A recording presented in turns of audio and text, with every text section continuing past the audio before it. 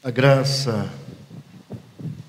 e a paz do Senhor Jesus, uma manhã especial, onde temos a oportunidade de ouvir a palavra de Deus, aprender, reaprender. A palavra de Deus sempre é bálsamo, sempre é alimento para a nossa vida, ela nos edifica. O Salmo 119, um dos maiores salmos da Bíblia, deixa bem claro isso, lógico, outras passagens também, mas especificamente o Salmo 119, quando diz: nunca me esquecerei dos teus preceitos, visto que por eles me tens dado vida. Então a palavra de Deus, ela nos dá vida, e é algo que a gente não esquece jamais, né? Principalmente uma vez convertido, o nosso coração regenerado por essa palavra, né, pela ação do Espírito Santo. Então é a semente que é para toda a eternidade e que enquanto aqui vivermos, nós jamais vamos esquecê-la. É ela que tem guiado, a palavra de Deus é que tem nos orientado, principalmente em situações difíceis, né, em dias difíceis. Então a palavra de Deus tem nos dado conforto, tem nos dado consolo, quando bate a insegurança que é natural a todo ser humano. Então quando vem aquela inquietação, então a palavra de Deus, se a gente abre o coração e começa a levar a nossa mente à palavra, então ela vai sendo refrigério para a nossa vida. Então essa disciplina, eu estava ouvindo um palestrante ontem, e ele falava sobre o controle das emoções, né? Então como que é possível você controlar algo que não é palpável, né? Algo que você não vê, está em você, você sente a sua alma, né? As suas emoções. Então, como controlar as emoções? Então, a palavra de Deus, ela pode nos dar esse exercício, ela pode nos conceder essa dádiva de controlarmos as nossas emoções. Você sabe que hoje em dia o ser humano está cada vez mais com as emoções abaladas, o estresse do dia a dia, uma ansiedade muito louca, desenfreada, né? O povo está brigando por qualquer coisa, briga no trânsito, briga em casa. Os telejornais que dão mais audiência são aqueles que narram as tragédias que acontecem no dia a dia, nas ruas, nos países, nas famílias. E infelizmente é a ausência da palavra de Deus, ou quando a palavra de Deus, quando a pessoa faz isso e conhece a palavra de Deus, é porque ali não estava o exercício da prática da palavra de Deus. Então eu convido você, nessa manhã, a buscarmos, através da lição número 9, estamos na lição número 9, os remanescentes precisam de instrução. Nós não vamos ler, que seria muito bom lermos todo o nosso texto básico, que está em Esdras, é o livro de Esdras. Você pode deixar marcada a sua Bíblia, capítulo 7, versículo 1 ao 28. Então nós não iremos ler todos os versos, pelo fato da lição, o tempo, e a lição vai estar abordando dentro dos estudos, dos pontos, né, exegeticamente. Então a palavra de Deus vai estar abordando cada passo desse texto básico, tá bom? Então a introdução, é interessante, algumas coisas a gente está vendo na revista. Provavelmente, eu sei que você já leu, mas é bom a gente estar agora em grupo. Algumas coisas a gente está destacando e você tendo a oportunidade de levantar a mão, de perguntar. Então, na introdução, diz: imaginemos uma igreja em péssimo estado. É uma igreja que não está bem, sem condições de prosseguir por ausência de liderança qualificada, desarticulação dos poucos departamentos ativos e desânimo generalizado. Não se cultua devidamente, não há voluntários para os serviços e nem jovens, apenas 1 ou 2 adolescentes e poucas crianças. O povo espalhou-se, a maioria das pessoas, membros restantes da referida igreja, desconhece a Bíblia e as finanças estão absolutamente arruinadas. Então, que quadro mais caótico, né, para uma igreja. E eu já passei por situações assim, nesse tempo que a gente tem de ordenado e participando da executiva, então visitando algumas igrejas, passando por algumas igrejas. Então, algumas situações se assemelham a um quadro como esse. Então, vem a intervenção do presbitério. Numa situação dessa, as finanças abaladas, a igreja com a necessidade de uma liderança que possa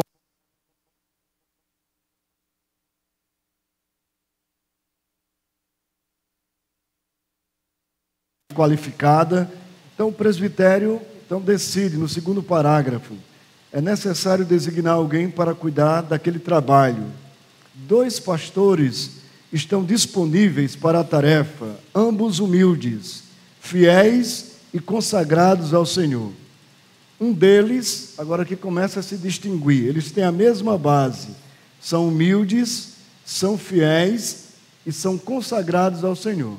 Eu creio que esse é o ponto-chave para todo cristão e principalmente para todo líder, especificamente para todo pastor, para todo oficial, para todo líder, ser humilde, buscar humildade no Senhor, ser fiel e se consagrar ao Senhor. Foi consagrado e continuar nesse processo de consagração. Aí distingue, porque um é um evangelista sociável, dinâmico, e o outro um ministro que ama passar longas horas estudando as Escrituras, a fim de ensiná-las ao povo.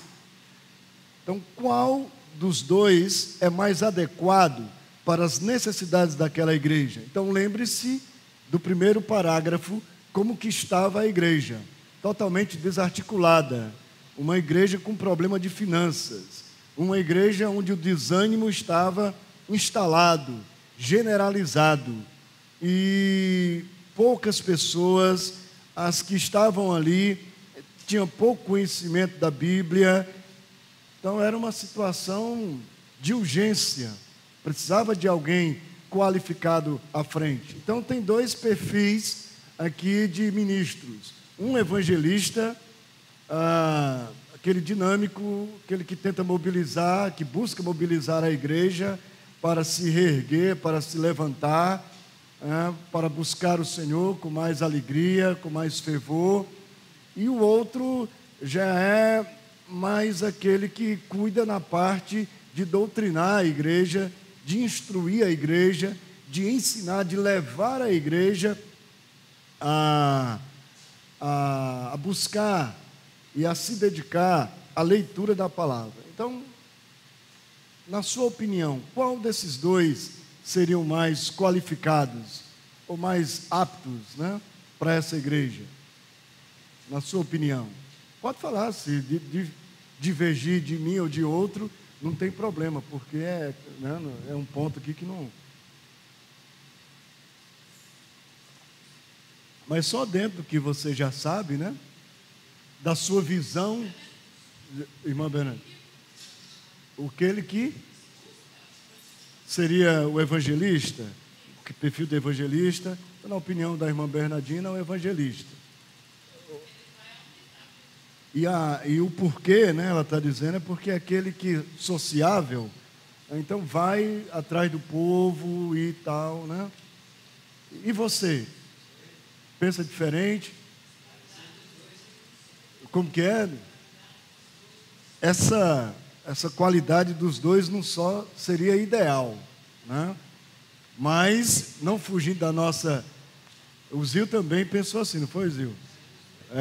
Mas agora a irmã Regina e o Zil têm que escolher um, né? Porque a pergunta nos leva a... Exatamente. Então, dos 2, escolha um. Exatamente. Mas de emergência, a igreja não tem condições. O presbitério só pode enviar um. Então, o evangelista. E aí, você? Delma, ministro, o instrui e tal, senta. Fala, Eliane. Não? Irmã Dolores, Paulinho. O evangelista, Lu, ministra com a Delma. Né? Eu não vou falar a minha opinião, tá? Eu vou me resguardar. Mas, lógico, vocês estão certos, né? Que os dois seriam ótimos. Agora, eu creio que ambos, agora eu estou passando para uma terceira solução. Eu creio que ambos, seja aquele que estiver à frente, ele pode se completar, tanto o evangelista como o mestre, ele pode se completar através da igreja. Ou seja, dentro da igreja, se é o mestre, ele pode procurar pessoas que têm um perfil ali de evangelista, alguém que pode auxiliar ele no contato com os membros, talvez dar mais uma mobilizada nele, né? Porque aqui especificamente no ponto de vista ser dinâmico, né? Dar mais uma dinamizada para que ele seja mais sociável, para que ele vá atrás, né? Porque ele vai se desdobrar mais, além de dedicar, que é o perfil dele, né? A maneira dele de se dedicar horas e horas ali no estudo. Então, ele tentar se organizar para sair um pouco e ir atrás das ovelhas. O evangelista, da mesma forma, ele tem que motivar a igreja e buscar na igreja também pessoas com essa qualidade que ele não tem, que é uma facilidade de... Você sabe, tem aqueles que têm facilidade de pregar a palavra, a pregação da palavra, e outros que são muito edificantes, você vê eles na instrução, no estudo bíblico, seja na escola dominical, ou seja num culto de quinta-feira, né? Então, o perfil dele de levar a igreja ali a parar na hora que ele dá estudo.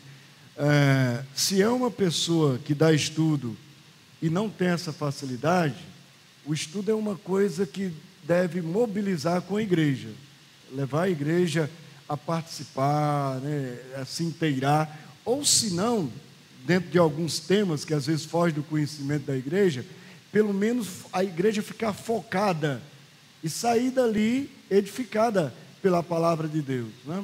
Então, os dois, eu creio que chegando diante da igreja, eles têm que buscar esse discernimento e sabedoria para levantar líderes, mulheres, crianças, jovens, adultos, para ir suprindo essa necessidade ou as necessidades existentes na igreja, tá bom? Então eu creio que a gente entendeu e a gente compartilhou e vamos continuar. Aí aqui fala... Isso nos leva a uma questão importante: qual tipo de ministério é mais adequado para a igreja atual? Algum tempo depois da construção do templo sob Zorobabel e Jesua, assumiram governadores opressores. Então, depois de um tempo, vieram líderes que tinham ganância, o perfil deles era centralizado neles, eles oprimiam o povo e não foi bem, não foi saudável para o povo. Então parece também que os líderes religiosos não cumpriam suas obrigações. As ordenanças não eram observadas e o povo se via perdido quanto às questões jurídicas. Alguns sequer conheciam a lei divina. Então chegou um ponto assim que a igreja não perdeu a afinidade a intimidade com a palavra de Deus. Tinha um conhecimento superficial ou até não tinha conhecimento da Bíblia. A igreja não era desafiada ou levada a se motivar para buscar a leitura da palavra de Deus. Leia a Bíblia em casa, individualmente, né? Promover cultos ou trabalhos na igreja que possa levar os irmãos a serem despertados para a leitura e para o conhecimento da Bíblia. Deus enviou Esdras a ajudar, ainda que nos tempos atuais se dê mais atenção a Neemias como líder. Está falando aqui dos dois, Esdras e Neemias, que tinham perfis diferentes. Zorobabel e Jesua também, né? O Zorobabel era o escriba, o Jesua era semelhante ao Neemias. Então, o Neemias era um líder corajoso ou empreendedor. Nunca podemos perder de vista a relevância da obra de Esdras. Na verdade, estamos aprendendo sobre serviços executados por equipes. Notemos, num primeiro momento, Zorobabel e Jesua, depois Esdras e Neemias. Então, eu acredito que o grande foco da lição deveria ser, lógico que ele vai partir, se o texto básico é Esdras, então ele vai partir e vai começar a compartilhar sobre o perfil de Esdras. Mas essa frase, na verdade, estamos aprendendo sobre serviços executados por equipe. Então, quando estavam lá na reconstrução dos muros, e não era só reconstruir os muros, mas eles tinham que reconstruir o templo, o culto. O povo passou muito tempo na Babilônia, algumas gerações, foram 70 anos, não sabiam nada das leis de Moisés, judaica, então eles iriam ter um trabalho muito grande. Então Neemias, ele ficava encarregado de motivar o povo, de criar estratégia para a reedificação dos muros e levar o povo a ter ânimo e a confiar e a concretizar o sonho que Deus tinha compartilhado com o coração dele, que ele agora, como líder, estava levando o povo.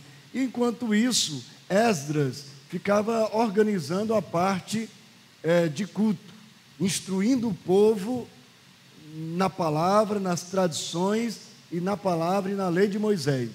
Então era um trabalho de equipe, dos líderes e também do povo. Então, irmãos, eu acredito que aí está o segredo para uma igreja ser próspera. A igreja ela não pode ser centralizada no líder, no pastor ou nos líderes.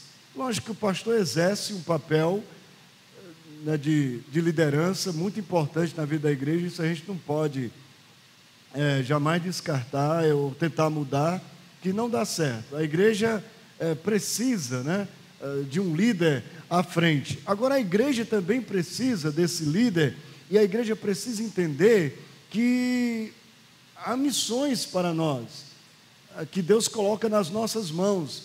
Então, não pode ficar só centralizada na figura do líder. Então, tem que haver esse trabalho em equipe, departamentos, sociedades, ministérios, e a igreja, para estar bem, então esses líderes, esses departamentos, sociedades e ministérios, eles têm que estar funcionando bem, que isso vai resultar na vida da igreja. Olha, alguns irmãos já estão há algum tempo aqui, e sabe que a nossa maior dificuldade é quando na vida da igreja bate o desânimo, ou a gente se dispersa um pouco. Eu acredito que um dos grandes problemas para a gente não alcançarmos alguns objetivos, às vezes demora demais, é porque a gente não mantém uma regularidade. Por exemplo, quando os membros eles mantêm uma regularidade na vida da igreja, Você pode dizer, pastor, mas eu faço tanto na vida da igreja. Infelizmente, às vezes isso acontece, às vezes é centralizado num grupo pequeno, mas esse grupo ele tem que segurar, né? Ele tem que sustentar essa barra até que Deus, essa situação, até que Deus possa levantar outros líderes e engrossar essa fileira e fortalecer e aumentar esse grupo. Então essa igreja, quando ela amadurece nesse sentido, quando a liderança, quando os membros compreendem isso, desde a participação nos cultos, eu sei que a gente não pode colocar vida de santidade, espiritualidade, a participação na igreja. Agora a gente não pode também desvincular de uma igreja local a importância ou uma das prioridades, a participação dos membros. Se os membros não participam de uma igreja local ou não são assíduos, essa igreja local, ela vai ter as suas dificuldades. Porque como é bom quando a gente vem na igreja e a gente não só percebe uma igreja presente, mas a gente percebe também uma igreja participativa. Então os membros têm prazer e se achegam à igreja, e quando eles estão na igreja, então eles se entregam, eles participam ali da igreja. Então esse eu creio que é o modelo ideal que nós devemos buscar. Então algumas igrejas que crescem, algumas igrejas que às vezes assim nós ficamos com os olhos, ficamos admirados, igrejas com 3.000 membros, quando a gente escuta 8.000 membros, e às vezes a gente vê esses líderes dessas igrejas palestrando ou falando alguma coisa, e não está distante de nós, né? O que falta é simplesmente isso, né? Essa que a Geisa falou um pouquinho aqui na frente, essa unidade, e ela, não sei se foi no versículo, já no final do texto ali, ela falou que eles tinham a alegria de estar juntos, né? Eles estavam juntos, havia alegria neles, e diariamente, fala assim, diariamente eles estavam no templo. Então havia essa alegria e esse prazer de estar presente e ali de participar da comunhão uns com os outros. Então esse é o modelo ideal, é a base para que aconteça tudo aquilo que vinha acontecendo e que depois aconteceu em Atos Apóstolos. Atos capítulo 2, nesse texto que foi lido, perseveravam na doutrina dos apóstolos, sinais e prodígios, ele é a base do livro do cumprimento da promessa de Jesus, da descida do Espírito Santo, tanto ali antes, na pregação de Pedro, quando quase 3.000 se converteram, e depois mais um número que chegou a 5.000, e depois o avivamento, a igreja passando por perseguições, vivendo momentos difíceis, mas uma igreja que saía para evangelizar, uma igreja que tinha unidade. É bem verdade que tinha as suas divergências, a gente encontra isso no livro de Atos dos Apóstolos, tinha os seus desafios, as suas dificuldades da sua época, mas era uma igreja corpo, era uma igreja unida, era uma igreja que tinha a unidade do Espírito Santo, era uma igreja que não só cresceu, mas uma igreja que amadureceu, e foi pela palavra de Deus, foi pela ação do Espírito Santo. Então eu acredito que cada um de nós como membros, nós temos que buscar o Senhor nesse sentido. Senhor, seja a base da minha vida, que a base da minha vida seja o senhorio, o domínio do Teu Espírito Santo em mim, que eu não venha entender mais do que vai ser necessário, que seja prejudicial a mim, que às vezes a gente entende demais da Bíblia, e isso prejudica demais na nossa caminhada, porque a gente não vive mais numa orientação ou numa sujeição, isso, lógico, em alguns casos, né? A gente está vendo aqui como base, mas em alguns casos, a gente não vive mais debaixo de uma sujeição ou de uma orientação da palavra de Deus, mas a gente começa a viver por nós mesmos. E o resultado é, quando a gente vive com base em nós, na nossa cultura, no nosso conhecimento, nas nossas habilidades, vai até tal ponto. A gente chega até tal lugar, mas depois a coisa começa a falhar, a gente começa a ter dificuldades. E quando a gente junta isso aqui, junta tudo que nós temos, né, de cultura, de conhecimento, de simplicidade, como foi falado, de humildade, de habilidades, de dons do Espírito Santo, e a gente consegue ter a maturidade de ir aos pés da cruz e sujeitar, aí, irmãos, esse é o caminho que vai ser demais abundante para a nossa vida e para a vida da igreja. Então, eu acredito, fazendo assim um resumo, né, foi isso que aconteceu nos dias de Esdras e Neemias, esse avivamento que aconteceu com esses líderes e com o povo que ali estava, com o remanescente. E foi isso que aconteceu em Atos dos Apóstolos, na história da igreja, em algumas épocas, século XIX, destacando, século XIX, o século XVI, a Reforma Protestante, e hoje também, se nós quisermos, é uma sujeição à palavra de Deus, ao Espírito Santo. Então, quando há esse se despojar de nós mesmos e nos enchermos da palavra de Deus e do Espírito Santo, aí a gente se torna irresistíveis, né, invencíveis na nossa caminhada. Então, continuando comigo na revista, o primeiro ponto, Deus usa Esdras, Deus usou um estudioso. Ele era um autêntico descendente de Arão. Deus chama alguém mesmo legitimado, ali da base. Ele possuía legitimidade bíblica para realizar seu trabalho. Lemos ainda que ele subiu da Babilônia. Ele cresceu longe de Judá, interagindo com a cultura babilônica.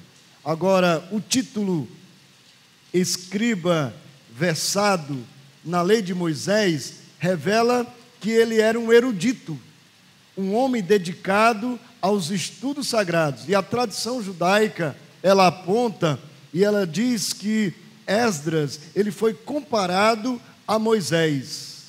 Ele destacou-se sua desenvoltura como estudioso e legislador. Então, lembra-se que eu falei, né? Neemias lá, dinamizando, Neemias motivando o povo, né? Acendendo a chama nos corações, e Esdras trabalhando nessa parte de instruir o povo. Ele tinha esse perfil, o povo estava completamente sem conhecimento da lei de Moisés, da tradição judaica, sem conhecimento da palavra de Deus, e aí Deus levanta esses dois homens. E tanto no livro de Esdras, como no livro de Neemias, para ambos a gente encontra a mesma expressão: a mão do Senhor era comigo. Ele fala assim: a boa mão do Senhor era comigo. Então nós lemos que tanto um líder evangelista, na visão da nossa lição, como o pastor mestre estudioso, ambos têm que ter como base a humildade, serem fiéis e consagrados. Então não é só consagrado ao ofício, ao ministério, mas as suas vidas consagradas. E aí a gente rompendo com todas as nossas deficiências e fraquezas. Irmãos, a igreja, nós vamos fazer, dia 26, 44 anos.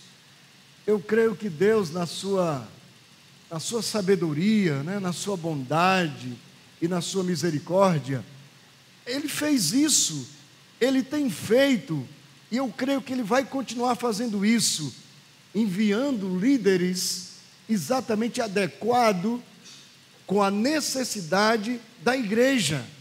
Então, cada pastor que esteve, que está e que provavelmente vai estar, se Jesus não vier logo, Deus ele vai estar à frente desse líder e na vida da igreja, e a igreja tem que compreender isso e desfrutar desse momento para atingir os seus objetivos.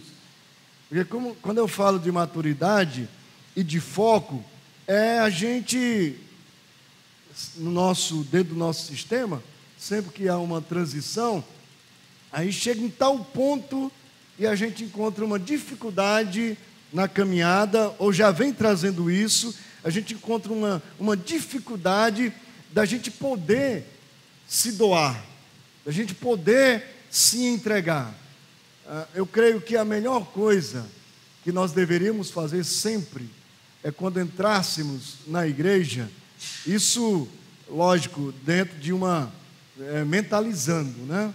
Se você quiser chegar até a frente, você pode chegar, mas ao chegarmos na igreja, a gente chegar perante o altar e a gente colocar todas as nossas habilidades ali, tudo aos cuidados do Senhor. Ele nos deu e agora nós devolvemos a Ele os nossos dons, os nossos talentos, né, a nossa capacidade, o nosso serviço, enfim, tudo que o Senhor tem nos dado.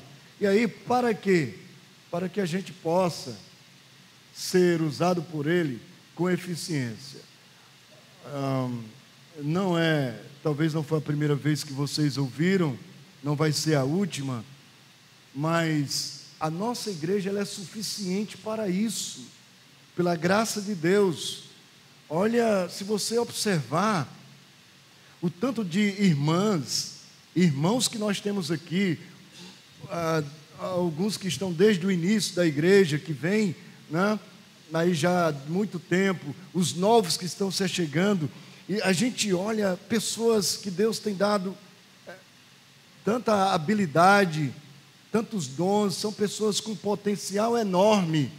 Então nós temos que pegar esse potencial e de maneira integral a gente dedicar ao Senhor.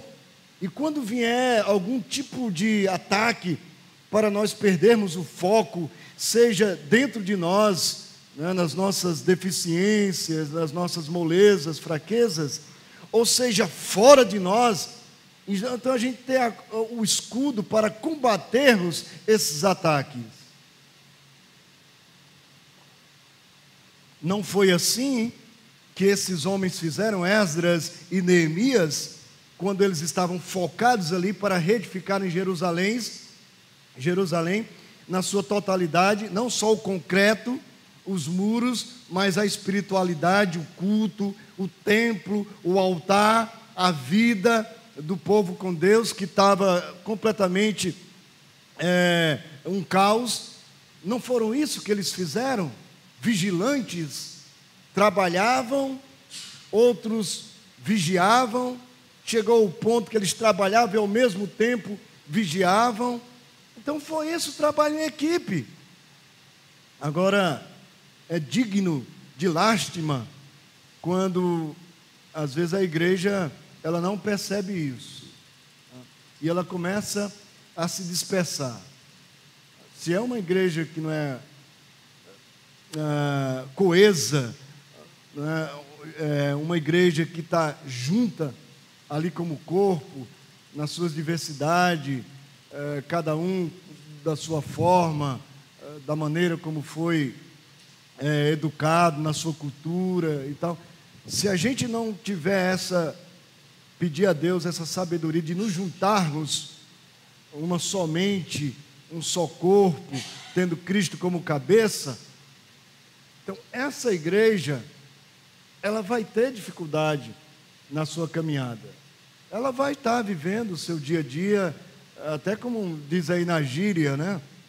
Vai empurrando com a barriga, Então nós temos que ter cuidado. Eu tenho que reavaliar, né, como pastor, rebuscar, consertar, me disciplinar, me esforçar, exigir, né? Ainda que Deus nos coloque em algumas provações, que a gente sofra, mas a gente continuar, mesmo que se arrastando, mesmo que com dificuldade, mas a gente tentar. E a igreja da mesma forma também, irmãos, porque a igreja aqui, ela é mobilizada e ela vai caminhar através de nós. Não vamos esperar que chegue crentes de outra igreja para mobilizar a nossa igreja, que venham irmãos de outras denominações somos nós mesmos. Deus confiou nas nossas mãos. Isso é muito claro se a gente for meditar com a nossa mente em Cristo Jesus. Isso fica muito, algo assim, inquestionável. Agora, a decisão está em mim, em relação à minha entrega, à minha compreensão, à minha percepção, a minha compreensão e a minha entrega. Eu rompendo com tudo isso, dentro de mim, fora de mim, seja carnal, seja espiritual, para que eu possa alcançar os objetivos. E aí eu alcançando, você alcançando, nós alcançando, aí a vida da igreja, ela é diferente. Então Esdras, ele dá ênfase, ele traz essa necessidade, ou supre essa necessidade existente ali no povo. Acompanhe comigo. Outra tradição, conforme uma tradição, Esdras leu e organizou todos os manuscritos do Antigo Testamento existentes em sua época. Então foi alguém que se dedicou. Em seguida publicou uma edição daquela coleção, acrescentando profecias e histórias contemporâneas. Então, segundo a tradição, ele, além do material que ele tinha, então ele ampliou muito mais. Outra tradição diz que Esdras foi inspirado a ditar 94 livros aos seus assistentes, que continham todos os livros do Antigo Testamento, além de outros 70 livros secretos. Mesmo que parte daquelas tradições pareça exagerada, o termo em relação a Esdras, versículo 6, versado, tem o sentido de pronto, habilidoso ou veloz. Você já pensou isso presente na minha vida? Eu estou pronto, eu sou habilitado, eu sou habilidoso, e eu sou rápido, eu sou veloz, né, na direção de Deus, na direção do meu coração, para realizar aquilo que está no coração de Deus. Então Esdras, ele tinha essas qualificações aqui, sugerindo que ele era capaz de pesquisar e fornecer respostas rápidas e precisas acerca da lei divina. Por isso Esdras foi considerado pelos judeus como um segundo Moisés. Praticamente ele teve que, além de resgatar, refazer alguns pontos da lei, ou toda a lei, no coração do povo, que tinha se perdido. Aquele reformador foi favorecido pela realeza. Seus pedidos foram plenamente atendidos por Artaxerxes. O rei lhe concedeu tudo quanto lhe pedira. Foi temente a Deus esse rei. Esdras recebeu autorização para levar a Jerusalém uma comitiva formada por algum dos filhos de Israel, dos sacerdotes, dos levitas, dos cantores, dos porteiros, dos servidores do templo. Versículo 7. Sua viagem durou exato 4 meses. Olha só, da Babilônia até Jerusalém. Ele, com essa comitiva, eles duraram praticamente 4 meses na viagem. A época era diferente, né? Mas aí dava quase para gerar um filho, né? Mais 3 meses nasciam de 7 meses, mais 2 nasciam normal, né? Então era muito tempo, né? Nessa caminhada.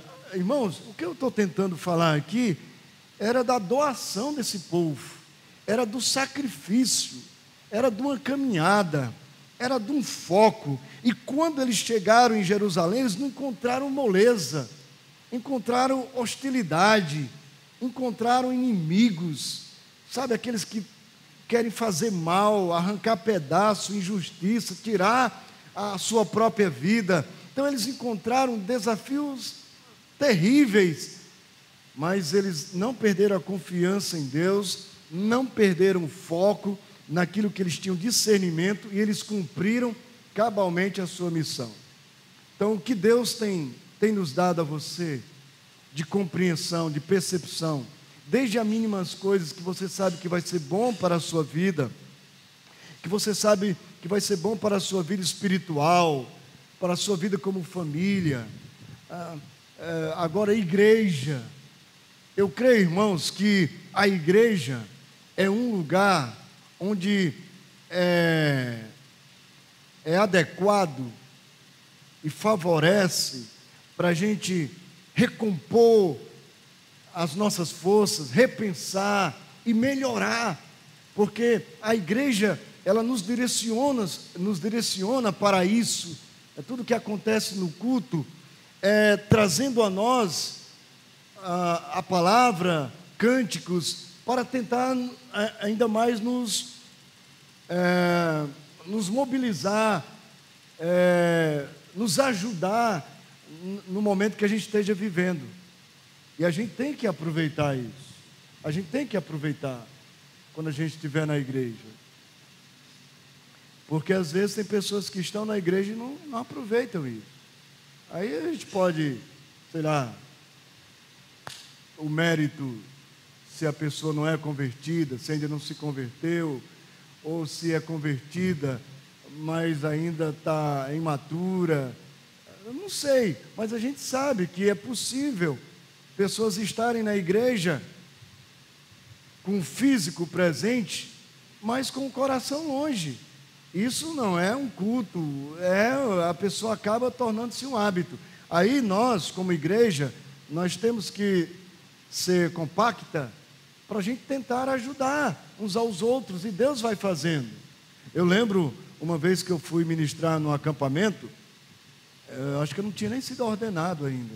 Fui convidado e estava ministrando, e foi tão frustrante, porque você sabe como os jovens, eles acham bom acampamento, e às vezes alguns abusam, né? E eu lembro que foi o primeiro dia, no segundo dia, ou no terceiro dia, sim, né? Que eles estavam já bem no clima, assim, bem entrosados. Então eles viravam à noite, né? Fugiam dos tutores, né? E praticamente eles não dormiam. Eu lembro de uns 3 que ficou assim à frente, especificamente de um, que ele só dormia. A gente ia lá, beliscava ele, mas daí a 2 segundos ele não aguentava, não tinha condições, dormia. Então, praticamente, aquilo que a gente compartilhou naquele dia, naquela manhã, fechando aquele, parece que tinha sido inútil, parece que não ia ter resultado. A pessoa dormindo na hora do culto, mas passou algum tempo, levou algum tempo, e essa pessoa começou a produzir, começou a assimilar, começou a amadurecer, começou a se focar, começou a sensibilidade de se concentrar no culto, de se doar, e se tornou um grande líder. Só para você ver. E o que eu estou querendo dizer com isso? É que talvez você vai encontrar pessoas na igreja nesse sentido. Então a gente, à medida que a gente puder, nós não podemos, tá? Deixa essas pessoas, às vezes, se dispersarem, mas você sabe que você não pode, né? Você não pode se levantar só por se levantar, né? Lógico, alguns irmãos e irmãs que necessitam beber água ou ir no banheiro, não é nesse contexto que a gente está falando. Estou falando daquele que se levanta ou daquela que se levanta por qualquer coisa, tá? Não é legal. Talvez aquela turminha que ainda conversa no culto, e às vezes até chama você, né? Tira a sua atenção, chama você para conversar. Então, como que a igreja deve reagir numa situação como essa? Primeiro, tem que ser bombardeada na oração. A igreja tem que orar. Nós temos que nos mover. Segundo lugar, a liderança, envolvendo pastor, no nosso sistema, presbíteros, família, líderes, para a gente estar nos ajudando, conversando, porque só assim que a gente vai amenizando, tá? Porque se vocês acharem que esse tipo de problema é algo exclusivo e único da igreja presbiteriana de Santo Anastácio, não é. Dá uma saidinha depois para você ver, não só numa visita, mas se você puder, dá uma paradinha ali para você ver como que, depois de você ir conhecendo a igreja, como que é a coisa. Sempre vai ter, irmãos, vai ter aquele grupo de assimilar, de se focar, de se entregar. Pode passar o tempo, é na infância, é na adolescência, é na juventude, chega na parte idosa, mas são pessoas que estão ali. Então eu peço a Deus assim, uma graça para que eu possa fazer parte desse grupo, porque isso vai ser bom para mim, vai ser saudável para a minha vida, quando eu tenho uma visão saudável do meu serviço e da minha entrega no reino de Deus. Eu sou levado pela a boa mão do Senhor. Eu não confio nos meus esforços, nas minhas habilidades, nos meus dons, no que eu tenho, na minha capacidade, mas é na boa mão do Senhor. Então foi assim, Próspero, Neemias e Esdras, esses dois homens de Deus. Então o segredo, já fica muito claro na Bíblia, que o reino de Deus é para todos, pobres, ricos, cultos, pessoas simples. E o segredo está quando estes se colocam à disposição, em sujeição, debaixo da boa mão do Senhor. Então podem ser pessoas indoutas, de pouco conhecimento, mas Deus vai usar tremendamente. Pessoas dedicadas ao estudo, pessoas com um bom nível intelectual. O segredo vai estar, porque a boa mão do Senhor é comigo. Então não é uma riqueza para a vida da igreja. Eu olho para a igreja aqui, presbiteriana em Santo Anastácio, e eu vejo isso, uma igreja completa em seus ministérios,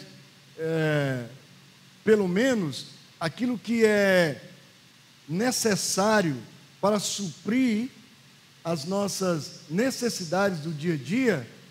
Eu creio que Deus tem feito isso, tem nos dado nesse tempo de igreja.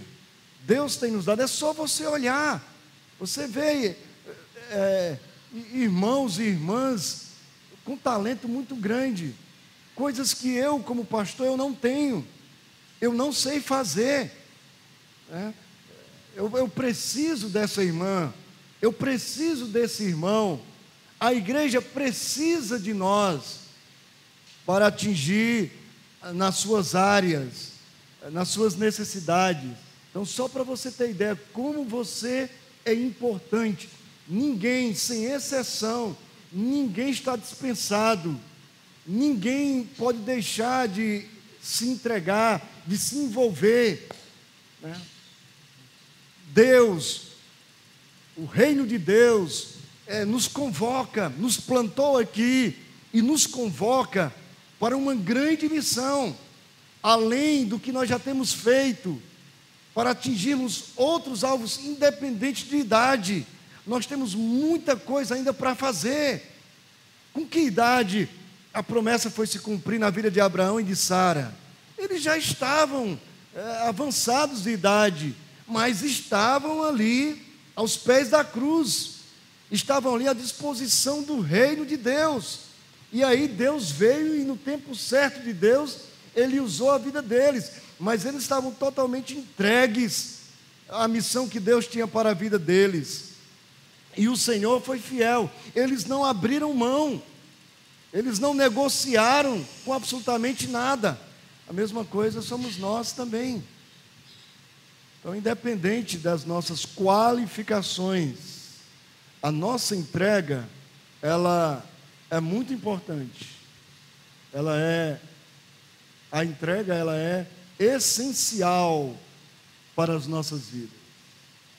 Se for uma pessoa super, de nível alto, bem dotada, mas se ele não fizer caso, for uma pessoa desanimada, não vai dar resultado. Então, mas se for uma pessoa com menos conhecimento, mas se tiver ali com toda alegria, com toda disposição, aí vai fazer diferença. Mas o que eu estou querendo concluir e dizer é que ambos são importantes demais para a igreja. E ambos têm que estar totalmente voltados para Deus. Deus tem coisas maravilhosas demais para fazer na nossa vida. E nós não podemos perder a visão. Nem olhando para nós, para dentro de nós, algumas coisas tentando impedir, tirar de nós essa visão, e nem o mundo lá fora pode tirar o que Deus, das nossas vidas, o que Deus conquistou para nós. Então eu posso viver muito bem aqui e lá fora, desfrutando de tudo e sendo produtível de forma saudável no reino de Deus. Então, Esdras, esse instrumento, né, é importante para a vida da igreja. Tem um comentário que fala o grande preço que ele tinha, o grande apreço que ele tinha pela Bíblia, produziu disposição para fazer 3 coisas. Quais foram essas 3 coisas? Primeiro, estudar, cumpri-la e depois ensiná-la. Estudar, cumprir e ensinar. Foi isso que Esdras ele fez. Então nós devemos estudar, praticar a palavra de Deus, viver a palavra de Deus, e aí a gente proclamar, a gente ensinar a palavra de Deus. Se não tivermos um ministério forte nessa área, a gente se colocar à disposição para aprender. Fala, Delma.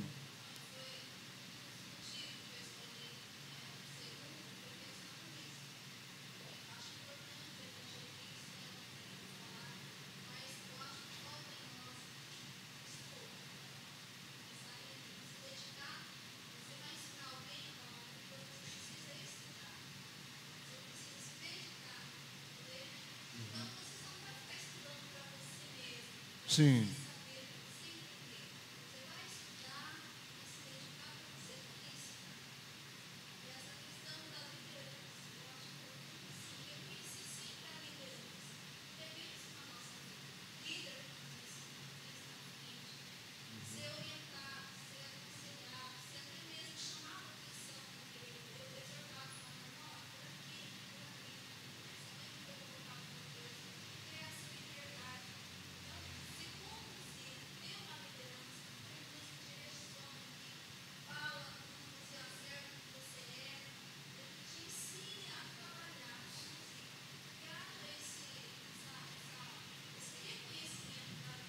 Uhum.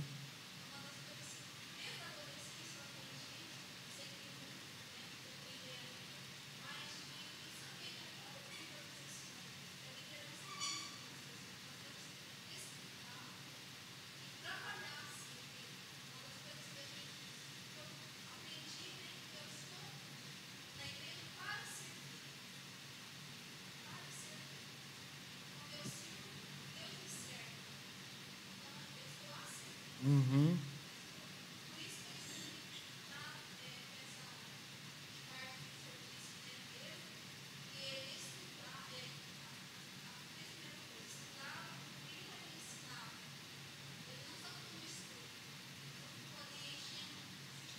Sim. Uhum.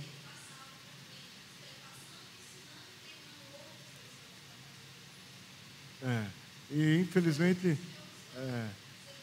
às vezes a gente encontra pessoas que, né, só recebem e tem um potencial enorme, mas a dificuldade, né, de se entregar, de se colocar à disposição, né? comigo no segundo ponto, você pode acompanhar. Deus sustentou o chamado de Esdras. Segundo ponto da revista. Se tiver alguma pergunta, depois você marca, tá? Se quiser compartilhar alguma coisa que a gente passou aí no primeiro ponto. A gente fez comentários e tal, tentando acompanhar o contexto da lição e a aplicação, né, à nossa realidade. Mas o básico era exatamente isso. Esdras, a missão de instruir e de levar o povo a... Esdras, com esse ministério específico, né, de levar o povo a ser instruído na palavra de Deus. Deus sustentou o chamado de Esdras. Contém a tradição do mandato real. A carta traz pelo menos 3 vezes habitação ao casa de Deus que está em Jerusalém. Isso sem contar as ocorrências de casa de Deus, casa do Deus do céu ou casa de Deus. Tais expressões indicam que o envio de Esdras era necessário para que Jerusalém e o templo recebessem a devida atenção. Artaxerxes também demonstrou respeito pelo Senhor. Lendo o nosso texto básico, que eu falei para vocês, Esdras 7, 1 e 28, ele gasta ali pelo menos uns 8 versículos, né? Do capítulo 1 ao 28, ele gasta 8 versículos ali, só para a carta que o rei vai endereçar aos que estavam, aos magistrados, que estavam lá em Jerusalém e durante o caminho, né? Que fosse abrindo, que fosse ajudando Esdras, que dessem alimento, que desse todas condições para que Esdras chegasse em Jerusalém junto com o grupo que ia com ele, com o remanescente, e eles pudessem cumprir a missão. E eu acho interessante demais algumas expressões que o rei Artaxerxes ele faz. É como alguém converso.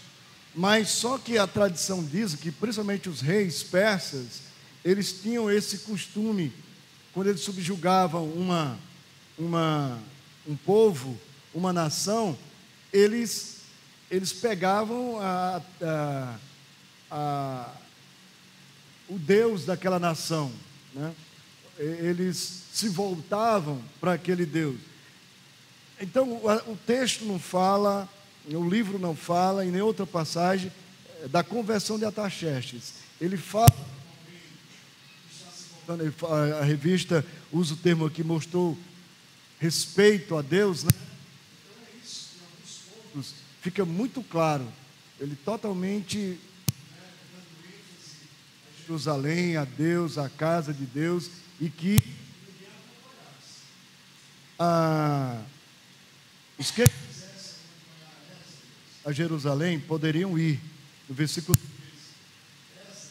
deveria inquirir, ou seja, inspecionar ou verificar se a lei de Deus estava sendo cumprida em Judá e Jerusalém. Foram garantidas todas as provisões para a realização da tarefa. Esdras poderia administrá-las de acordo com a vontade de Deus exata e cuidadosamente. Então, foi muito diligente, muito dedicado, levou o povo a usufruir. A gente depois percebe no livro de Neemias e Esdras como que veio a restauração completa na vida do povo. Percebemos ainda algumas imperfeições, tratando-se de pessoas, né? Mas essas imperfeições, elas estavam no cuidado de Deus, na administração do Espírito Santo de Deus, e a mesma coisa acontece conosco. Agora, o ruim é quando a gente, os nossos olhos são nas coisas negativas do dia a dia. Se você colocar o seu foco nas coisas negativas, ficar remoendo, você vai adoecer a sua alma, você não vai estar bem. Você não vai estar, você não vai ficar bem naquela situação. E como fazer, pastor, diante das dificuldades? A gente precisa trabalhar de oração, de dependência de Deus, de paciência, de esperar no Senhor. Porque só assim Deus, a gente vai experimentar a intervenção divina no nosso coração. Bom, então, continuando aqui, o verso 25 termina com aos que não aos. O verso 25 termina com aos que não as sabe, que las façam saber. Alguns interpretam isso como uma ordem missionária. Então, Esdras, sendo missionário, o povo que estavam recebendo, tornando-se missionários. Se eles estavam recebendo a instrução, se eles estavam buscando conhecimento, não era para ficar só para eles, eles tinham que compartilhar. Então, parece mais consistente, porém, entender que os judeus que desconheciam a lei precisavam de instrução. Isso porque o desrespeito à lei divina podia e devia ser severamente punido. A obra era extensa e complexa. Alguns dos itens do mandato podiam corresponder às petições encaminhadas ao rei por Esdras. Isso está no verso 6.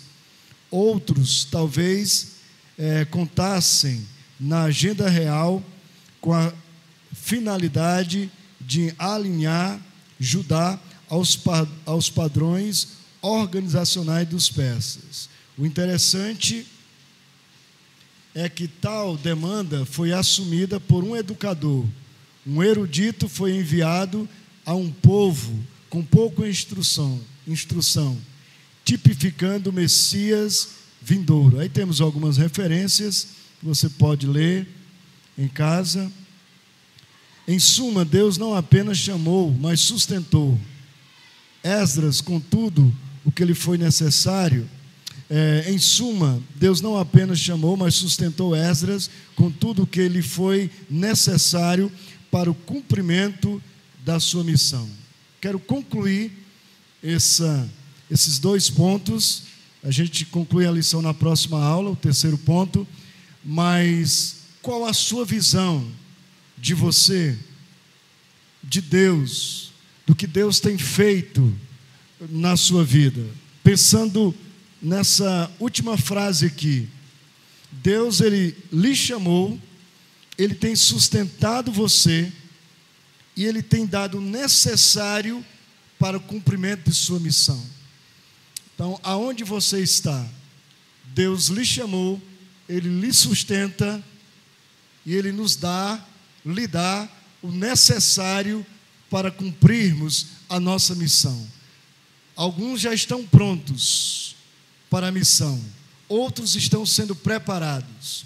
Os que estão prontos têm que avançar, os que estão sendo preparados, aguardem, porque Deus tem uma missão para as nossas vidas. Ele vai nos dar a percepção dessa missão, e nós temos que colocar o nosso coração para obedecer. Deus conta comigo e com você. Não espere que ninguém venha a fazer o que Deus tem colocado para você fazer.